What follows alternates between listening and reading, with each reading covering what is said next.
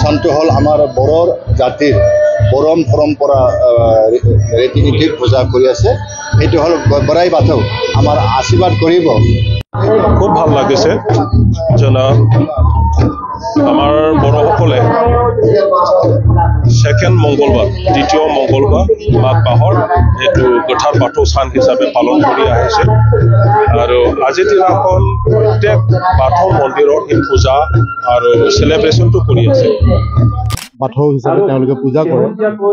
ইয়াৰ পৰা এটা বস্তু আমি অনুমান কৰিব পাৰোঁ যে তেওঁলোকে আচলতে প্ৰকৃতিৰ লগত জীয়াই থকা ব্যক্তি আৰু একেবাৰে পূৰ্বৰ পৰা তেওঁলোকে প্ৰাকৃতিকভাৱে এই প্ৰকৃতিক তেওঁলোকে পূজা অৰ্চনা কৰি আহিছে।